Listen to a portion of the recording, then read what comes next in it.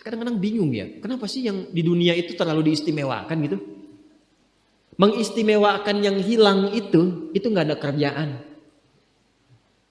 Mengagungkan yang hancur, yang sifatnya fana, rasanya biasa. Apa yang mau dibanggakan sih?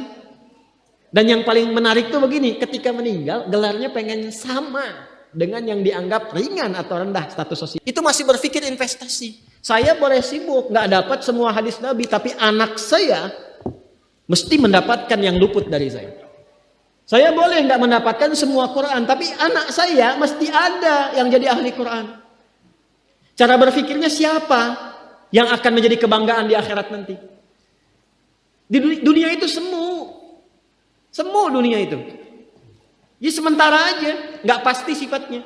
Perbedaan status sosial itu hanya istilah-istilah yang disematkan manusia saja. Ini kaya, ini miskin, ya kan?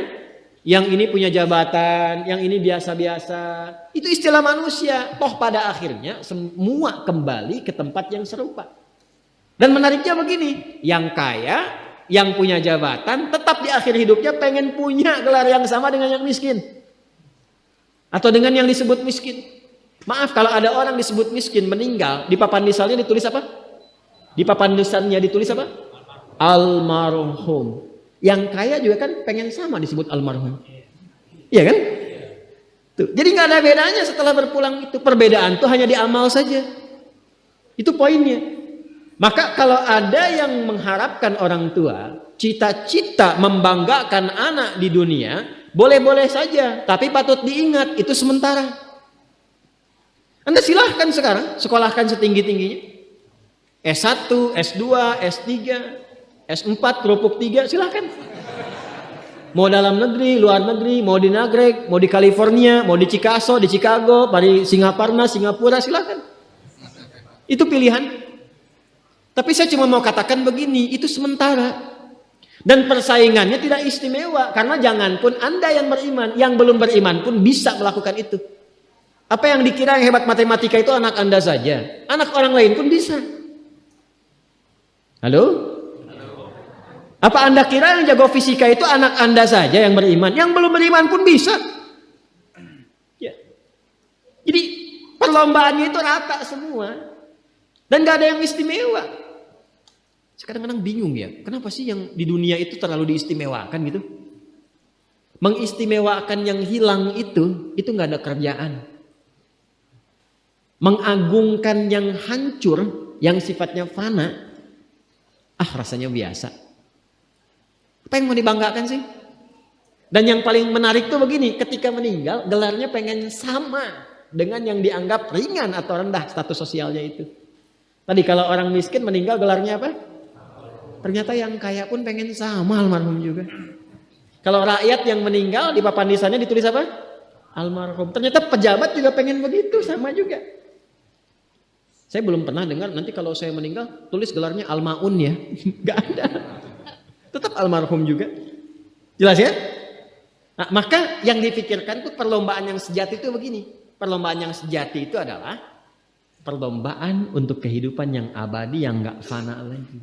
Jadi kalau pada saat itu unggul selamanya karena gak ada kematian lagi setelah itu. Itu yang dimaksudkan hadis Nabi. Kalaulah ada dunia ini punya nilai walaupun itu hanya bagian dari satu sayap nyamuk saja, ya, tentu tidak akan pernah Allah memberikan itu semua kepada orang-orang yang ingkar kepadanya. Ya. Karena kalau diberikan nggak adil di situ. Ya. Karena itu sifatnya fana, ujian saja, pada akhirnya kembali. Nah, Abbas itu mampu membaca itu. Ini kehidupan sejak di zaman jahiliyah loh. Awas ya. Jadi risalah Islam itu membimbing pengikutnya, umatnya untuk berpikir lebih cerdas, di visioner. Makanya jadi muslim itu mesti cerdas. Beriman itu membuat Anda lebih pintar. Saya tanya begini ya, maaf ya. Sekali lagi mohon maafkan saya kalau perumpamaan ini kurang menyenangkan. Kalau ada yang abadi dengan yang sementara, Anda pilih yang mana? Masa?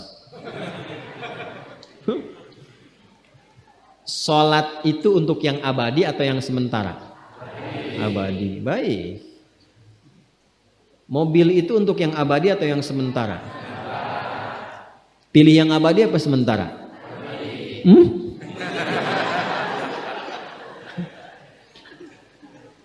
Di Kiai itu ada mobil Innova tuh. Siapa yang besok memilih tidak sholat subuh, pilihannya pilih Innova atau pilih sholat subuh? Yakin? Kalau saya pilih Innova dipakai untuk mengantarkan sholat subuh, nah itu lebih bagus. Ya, jangan dipotong sampai situ ya. Ya bisa aja kita pilih Avanza, bisa pilih Ferrari, bisa pilih Pajero ya. Awas yang punya mobil Innova, Anda potong royalti kena. Paham? Abbas itu begitu. Anak saya mesti dipanggil di akhirat dan semua penduduk langit dan bumi menyimak itu semua. Diviralkannya di akhirat. Viral dunia itu sementara, internetnya diputus gak viral lagi. Kadang-kadang yang viral kemarin kan sekarang gak ada lagi, ya kan? Yang viral tahun lalu sekarang sudah gak ada, ya kan? Jadi belum selesai kehidupan sudah hilang juga viralnya. Akhirat itu selamanya. Dan biasanya begini, kalau orang-orang yang diviralkan oleh Allah atas kehendak Allah itu abadi melintasi setiap masa. Jadi ada yang viral karena berita, ada yang viral karena doa dan kehendak Allah Subhanahu wa taala. Itu yang diviralkan langsung atas kehendak Allah itu melampaui zamannya. Makanya kisah ini pun bertahan sampai sekarang. Nah, Abbas itu berpikir, saya boleh sekarang jadi pebisnis pedagang, tapi anak saya mesti menguasai apapun yang pernah diajarkan oleh Nabi. Maka anak kecil ini sejak dini mengikuti Nabi. Sejak dini lekat dengan Nabi. Maka ketika Nabi tidur pun itu ikut berkunjung karena keluarganya. Nah, inilah yang didapatkan oleh kita hadis tentang bangun tidur. Jadi hadis tentang bangun tidur itu diriwayatkan oleh anak kecil yang umurnya belum genap balik. Main-main ke rumah Rasulullah, ke rumah bibinya Sayyidah Maimunah, ingin tahu bagaimana cara bangun malamnya Nabi. Itu diikutin sampai dilihat gimana bangunnya. Duduk dulu, kata beliau duduk dulu. Kemudian mengusap dengan bagian tangan yang diduga bersih untuk menghilangkan bekas ngantuknya. Setelah itu membaca khawatimah surah Ali Imran. Kemudian thumma dhahaba ila syanin mu'allaqah, ke tempat tertutup, fatawadda, itu kan? Nah, itu ada semua rangkaiannya, itu ditemukan nanti di hadis riwayat Abu Daud, di Sunan Abu Daud. Nomor hadis 1367. Itu hadis tentang bangun tidur, ya, cara bangun tidur sampai sholat malam. Masih ingat teman-teman kalau kita bermakmum begini dan ada imam satu dan sudah pasti satu imam, ya kan? Makmum berapa? Satu boleh? Boleh. Dua boleh? Tiga boleh? Empat boleh? Jadi imam berapa? Makmum? Empat. Laki-laki imam makmum? Imam, baik, bagus ya. Nah, dan imam kan laki-laki. Kalau perempuan imam untuk perempuan kan? Laki-laki untuk perempuan dan untuk laki-laki. Fokus ini. Kalau satu begini, satu laki-laki, kemudian di belakang laki-laki. Ini kan posisinya boleh sejajar kan? Ya kan? Yang imam ini, makmum ini kan? Tadinya di belakang, tarik begini sejajar. Ini yang meriwayatkan anak kecil yang belum balik itu. Itu riwayat Ibnu Abbas. Satu paket. Termasuk sholat, kemarin kan kita tarawih kan, sholat malam. Yang dua rakaat itu kan. Ya, sholat malam yang sampai 11 itu, tambah khafifatain 2, itu riwayatnya ini. Yang sholat tahajud malam yang 11 rakaat, tambah khafifatain 2, itu riwayatnya ini. Tutup dengan witir 1 rakaat. Itu anak kecil yang meriwayatkan. Dan tahukah Anda? Sepeninggal Nabi SAW, Abbas bapaknya ini hafal 200 hadis, anaknya Abdullah hafal 2000 hadis. Begitu caranya. Anda di sini ada yang diplomat, yang di kantor, yang taruhlah berdagang misalnya, ibu rumah tangga, ya, dan sebagainya. Boleh, nggak apa-apa. Saat ini kita mungkin belum maksimal, tapi jangan biarkan ada satu di antara anak keluarga kita yang tidak jadi kebanggaan di akhirat.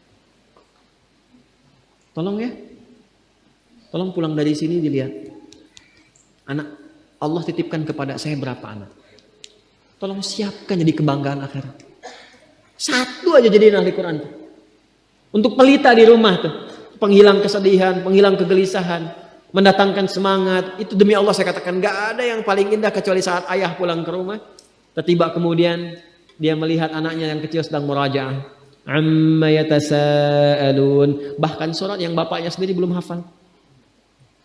Jangankan pulang ke rumah, Anda sedang mau rapat, dikirimi video anak Anda 3 tahun membaca surah Al-Ikhlas. Itu hati tenang. Itulah Quran. Itulah Quran. Maka belajar dari Ibnu Abbas ini, apa yang terjadi ketika orang tua mampu memfasilitasi anaknya demikian, sekalipun orang tuanya tidak mencapai apa yang diraih oleh anak, tapi orang tua mewarisi setiap pahala yang dihasilkan dari anak itu. Karena itulah setiap hadis yang diriwayatkan oleh Abdullah kecil ini, Ibnu Abbas, maka semua doa tersambung bukan hanya untuk beliau, tapi juga untuk keluarganya, untuk orang tuanya. Karena itu kalimatnya bukan radhiyallahu ta'ala anhu, tapi anhuma, untuk Abdullah dan Bapak.